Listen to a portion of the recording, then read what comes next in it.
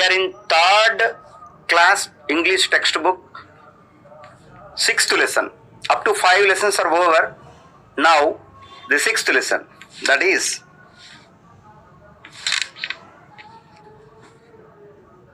sixth lesson. Do good and reap good.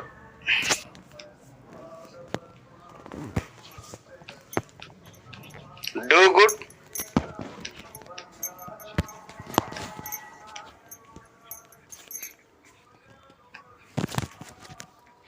and reap good. Do good and reap good. See, మనం ఈ లెసన్లో ఏం నేర్చుకోవాలి? Exam point of వ్యూలో మనం నేర్చుకునేటటువంటి సందర్భంలో ఈ లెసన్లో ఏం నేర్చుకోవాలి?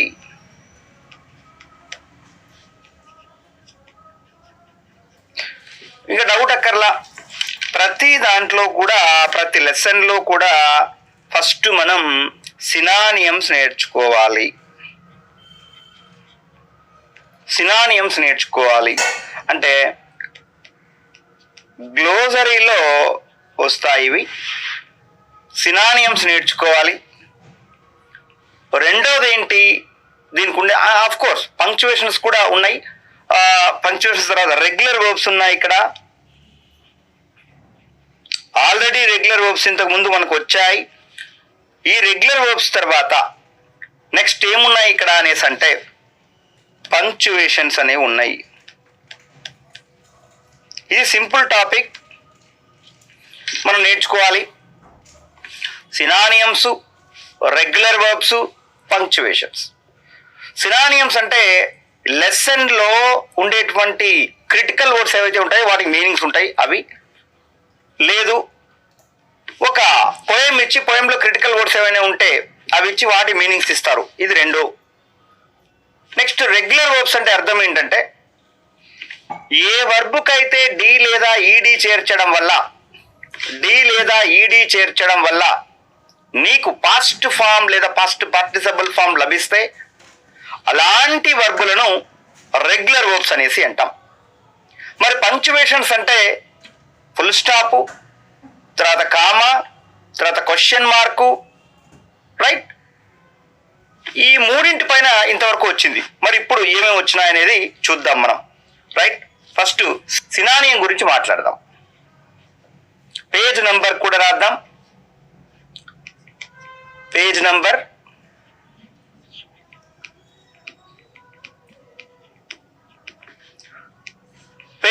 65.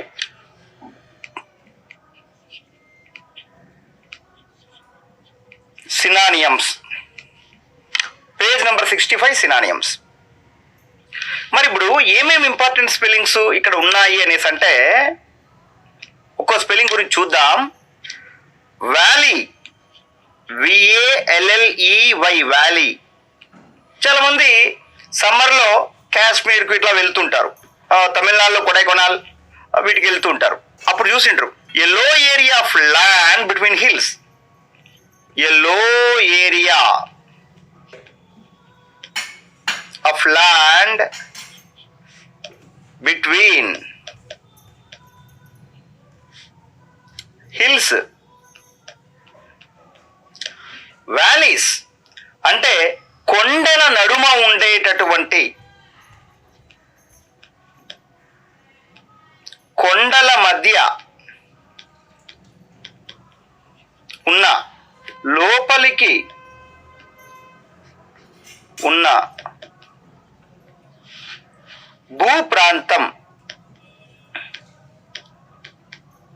భూప్రాంతం. దాన్ని ఏమంటామంటే వ్యాలీ అంటాం. ఎందుకంటే ఇక్కడ ఫర్ ఎగ్జాంపుల్ ఇది ఒక ఇవి కొండలు, ఇక్కడ కూడా కొండలు ఉన్నాయి, ఈడేం ప్లేస్ లేదు. ఈ ప్రాంతాన్ని ఏమంటామంటే వ్యాలీ అనేసి అంటాం. ఏమంటాం? వ్యాలీ అనేసి అంటాం.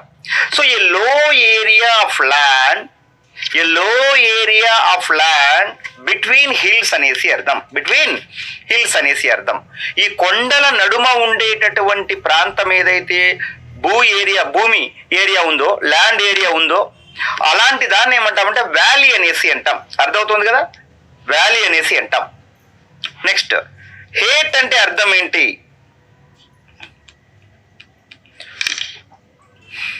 హేట్ అంటే అర్థం ఏంటంటే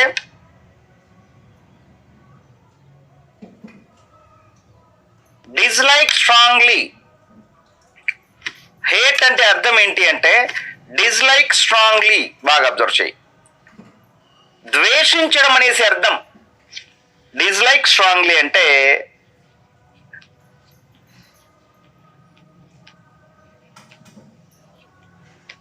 ద్వేషించడం.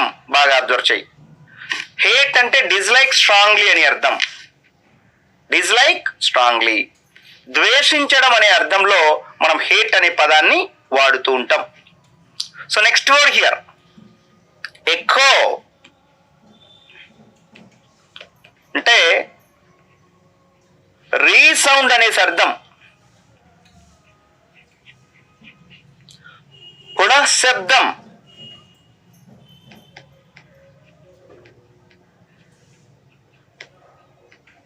పునఃశబ్దాన్ని ఏమంటామంటే రీసౌండ్ అనేసి అంటాం మనం. హగ్. హగ్ అంటే బాగా తెలిసి ఉంటుందండి మీ అందరికీ. అందరికి ప్రిపేర్ అయ్యేటువంటి వాళ్ళందరికీ హగ్గు, రైట్? సో తెలంగాణలో కూడా అది ఒక సాంప్రదాయం ఉంటుంది. హగ్ ఇచ్చుకుంటా ఉంటారు, కౌగులించుకుంటా ఉంటారు. ముస్లిమ్స్ అయితే వాళ్ళ పెళ్లిళ్ళకు ఇట్లా వాటికి మంచిగా హగ్ చేసుకుంటా ఉంటారు. ఈ లవర్స్ కూడా మంచిగా హగ్ చేసుకుంటా ఉంటారు, చూస్తున్నారుగా.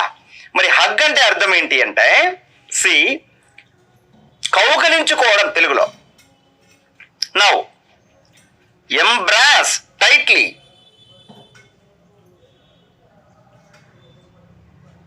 Embrace tightly to express affection.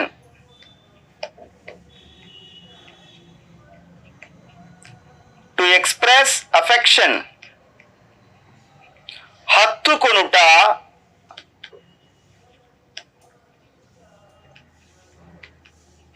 లేదా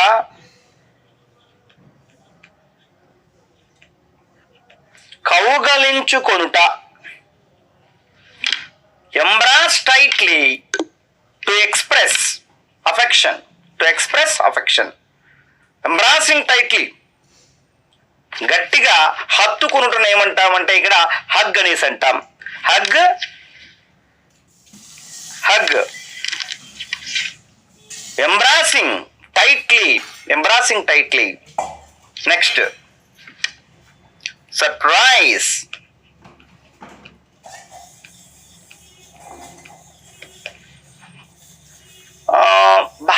ఏం సర్ప్రైజ్ అంటే అర్థం ఏంటి? అన్ఎక్స్పెక్టెడ్గా ఏదైనా సంభవించడం. అన్ఎక్స్పెక్టెడ్. So something unexpected.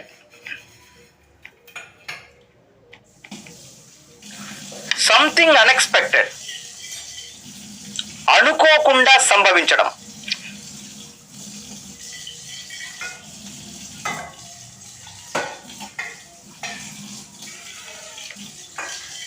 అనుకోకుండా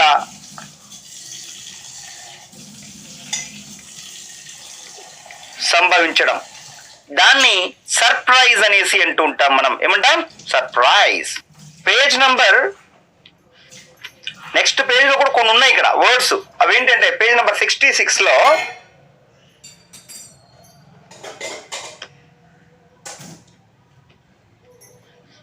పేజ్ నెంబర్ 66 లో కొన్ని సినానిమ్స్ లాగానే మీరు చదువుకోవాలి వీటిని. అవేంటంటే సి అఫ్రైడ్,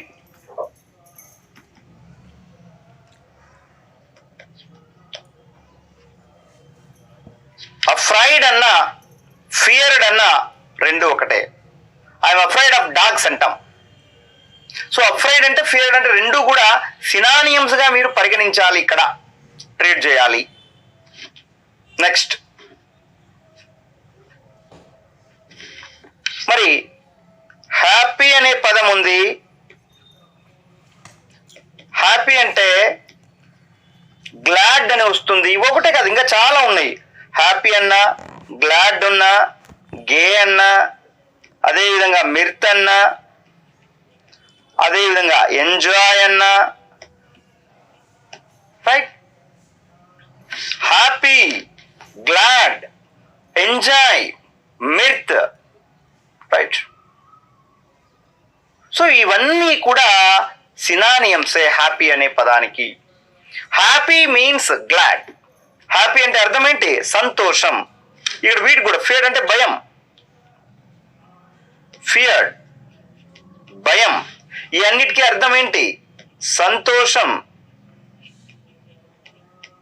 సంతోషం. Happy, glad. లిటిల్ అంటే అర్థం ఏంటి? లిటిల్ అంటే చిన్న.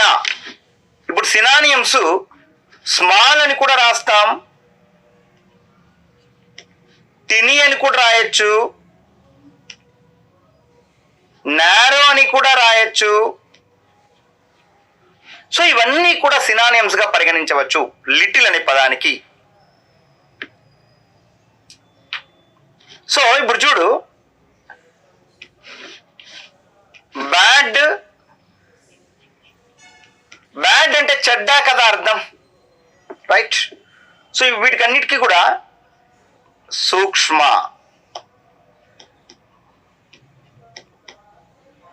చిన్న అనే అర్థంలో దీన్ని వాడుతుంటాం మనం. బ్యాడ్ అంటే చెడ్డదైనా అనేసి అర్థం. Evil, bad, evil. Worse, worst కూడా ఈ పదాల కిందకు వస్తాయి. బ్యాడ్, ఎవిల్ అంటే చెడ్డదైనా అనే అర్థంలో.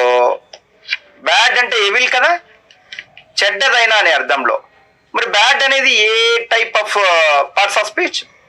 Bad, worse, worst. Evil, worse, worst. ఈ బ్యాడ్ అయినా ఎవిల్ అయినా రెండు కూడా డిగ్రీస్ ఆఫ్ కంపారిజన్ లో పాజిటివ్ డిగ్రీ ఆఫ్ ఆబ్జెక్టివ్ కి సంబంధించిందిగా మనం చెప్పొచ్చు, right? But comparative degree, superlative degree రెండింటికి ఒకటే. ఏంటది? Worse, worst. WORST worse, WORST worst. చూడు, సో అఫ్రైడ్ భయపడడం, స్కార్డ్ ఈ రెండిటికి కూడా ఒకే అర్థం. అదేంటంటే భయపడడం.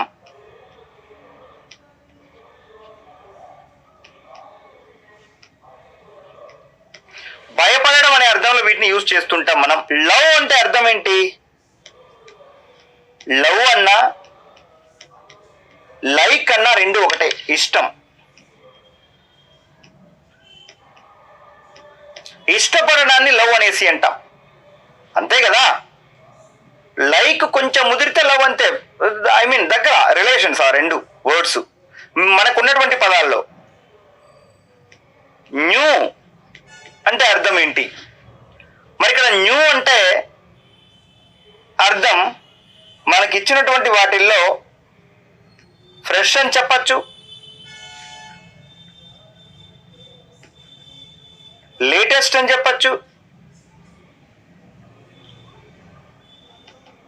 అప్డేటెడ్ అని చెప్పచ్చు. New, fresh, latest, updated, recent.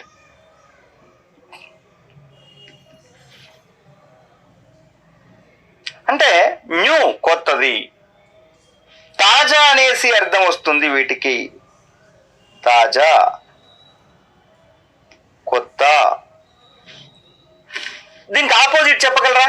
New opposite old అవుతుంది, లవ్ ఆపోజిట్ హేట్ అవుతుంది, రైట్? అఫ్రైడ్ ఆపోజిట్ ఏంటి? అఫ్రైడ్ అంటే భయపడడం. ధైర్యం అంటే కరేజ్, ఆపోజిట్. అలా మీరు ప్రిపరేషన్ మొదలు పెట్టాలి. బ్యాడ్ అంటే బ్యాడ్ ఆపోజిట్ ఏంటి? గుడ్. లిటిల్ ఆపోజిట్ ఏంటి? Little. Large, big. Happy opposite ఏంటి? అన్హ్యాపీ, లేకంటే సాడ్ అని చెప్పచ్చు. అలా మీరు ప్రిపేర్ కావాలి. హ్యాపీ, హ్యాపీకి గ్లాడ్ అని చెప్పచ్చు, మిర్త్ అని చెప్పచ్చు. నెక్స్ట్ వన్ హేట్ అనే పదం కూడా చెప్పాం. హేట్ అనే పదం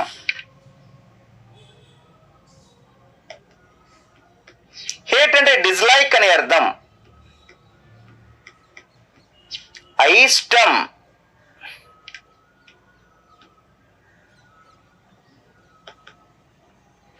ఇవన్నీ కూడా 66, 67 పేజీలో ఉన్నాయి. ఇవి రెండింటికి కంబైన్డ్ గా రాస్తున్నాం. హేట్ అంటే డిస్లైక్ అనే అర్థం. ఈ పదాలన్నీ ఏ పదాలు వచ్చినా చూడండి ఒకసారి మళ్ళీ. అఫ్రైడ్ అంటే ఫియర్డ్ అని అర్థం, భయం. హ్యాపీ అంటే సంతోషం అని అర్థం. గ్లాడ్ అని, గే అని, మిర్త్ అని, ఎంజాయ్ అని వస్తుంది. లిటిల్ అంటే స్మాల్ అని అర్థం, చిన్న, సూక్ష్మ అనే అర్థం వస్తుంది. టిని అన్నా కూడా అదే అర్థం, నారో అన్నా కూడా అదే అర్థం. బ్యాడ్ అంటే చెడ్డదైనా అనేసి అర్థం, దానికి మీనింగ్ ఎవిల్ అని రాశాం. ఈ రెండింటికి కూడా comparative degree, superlative degree. Bad worse worst అవుతుంది, ఎవిల్ వర్స్ వర్స్ట్ అవుతుంది. నెక్స్ట్ అఫ్రైడ్ అంటే స్కార్డ్ అనే మీనింగ్ కూడా ఉంది, గుర్తుపెట్టుకోండి. ఇక్కడ అఫ్రైడ్, ఇక్కడ అఫ్రైడ్ ఉంది, రెండు గుర్తుపెట్టుకోవడానికి ట్రై చేయి. Love, like.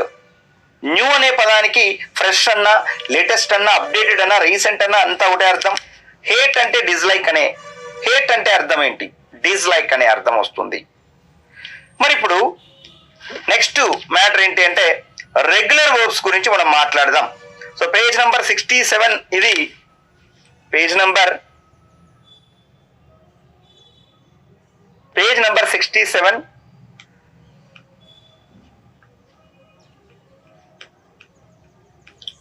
Regular verbs. మనం ఆల్రెడీ ఏం చెప్పాం?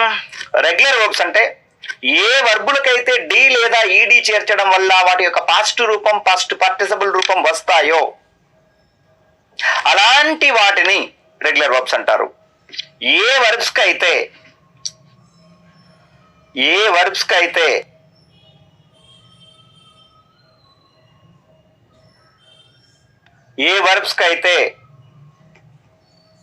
డి కామా ఈడి చేర్చడం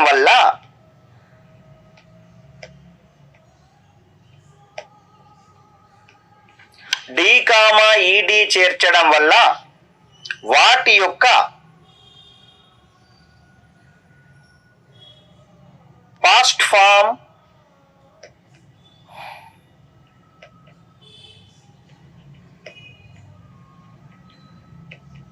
పాస్ట్ పార్టిసిపల్ ఫామ్ వస్తాయో వాటిని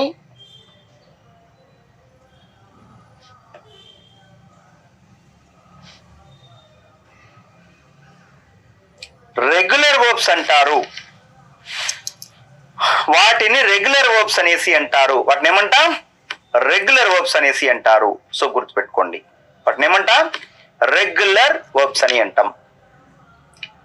డిఈడి చేర్చడం వల్ల వచ్చేటువంటి పదాలు. మరి ఏంటి ఆ పదాలు ఏమేమి ఉన్నాయి అని చూస్తే మనం ప్రతిదానికి ఈచ్ వర్బ్, ప్రతి వర్బ్కి కూడా 3 ఫార్మ్స్ ఉంటాయని చెప్పాం.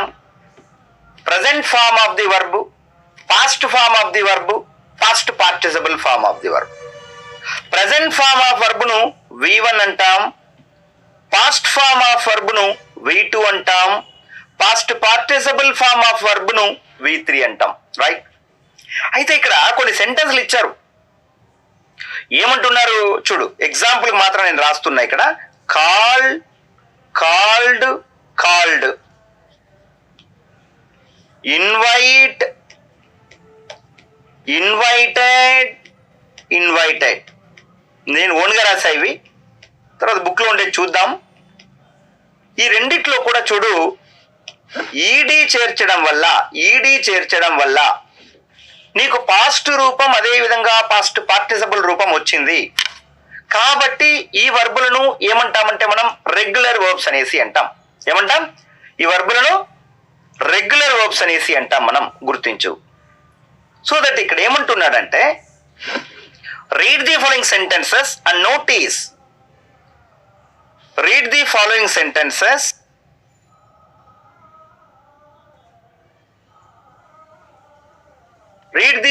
Sentences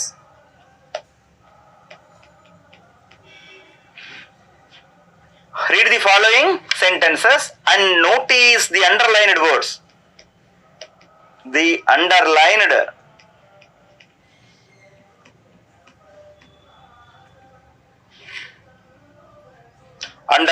words. ఇక్కడ అబ్జర్వ్ చేయాల్సినటువంటి విషయం ఏంటంటే, సో బాగా అబ్జర్వ్ చేయండి. 5 సెంటెన్సెస్ ఇవ్వడం జరిగింది.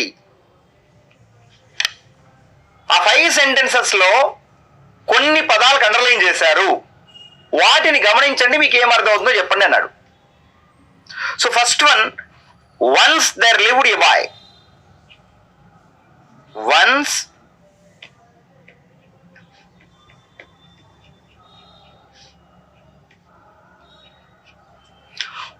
there lived a boy. Please observe, once there lived a boy. He underlined lived. Here, lived. And second one here is Malli shouted, I love you. Malli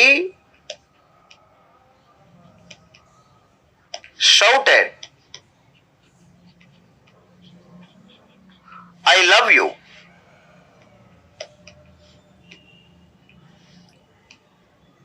Malli shouted, I love you. See. The mother asked the boy,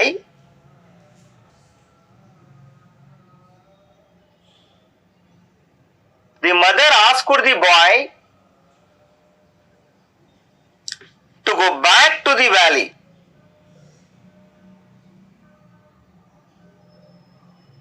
The mother asked the boy to go back to the valley. ఇక్కడ వాక్యాలు observe చేయండి. General గా first వాక్యం ఏమన్నాడు? Once there lived a boy. Lived అనే పదాన్ని underline చేశాడు. Second one, మళ్ళీ shouted, I love you. Shouted అనే పదం అండర్లైన్ చేయడం జరిగింది. Third sentence, the mother asked the boy to go back to the valley. Asked అనే పదాన్ని అండర్లైన్ చేయడం జరిగింది. రైట్. ఫోర్త్ వన్ ఏంటో చూద్దాం. The valley is surrounded by green trees. The valley is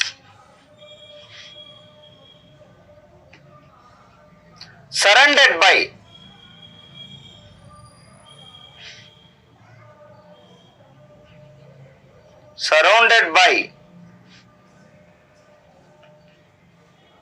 green trees.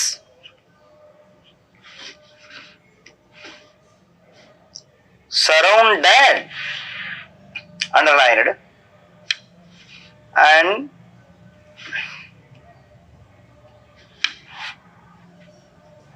the sun heard the echo, I hate you.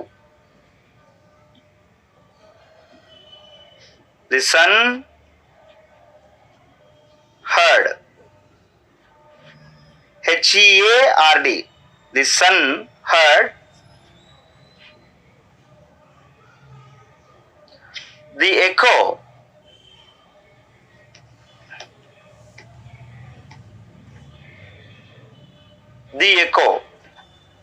I hate you.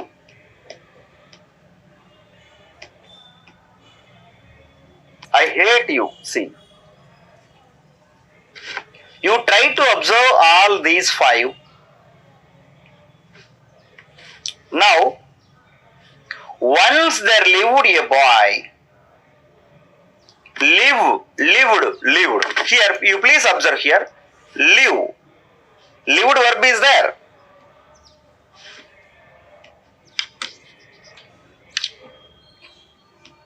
Lived is there. Means what? Live plus D. You know? Live plus D. Lived is coming. You are adding the word, the letter D, so that you are getting lived. And in the same way, see, shouted. Shouted means what? S-H-O-U-T, shout. Shout. You are adding ED here. so that it becomes shouted. Live plus D, lived. Shout plus ed, shouted. And one more, asked. Means what? Ask plus ed, asked. Ask plus ed, asked. And at the same time, you please observe, same times. Fourth one is surrounded.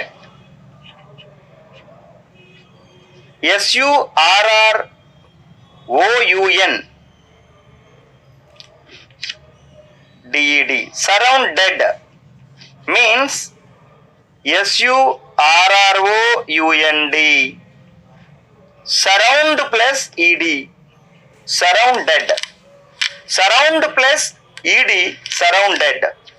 Next, HEARD, heard.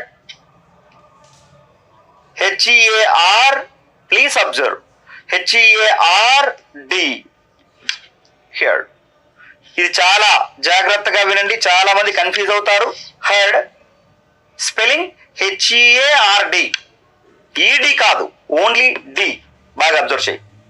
Your adding D here, your adding ED, your adding ED, your adding ED, your adding D only here. That is the reason. And in the same way, page number 68,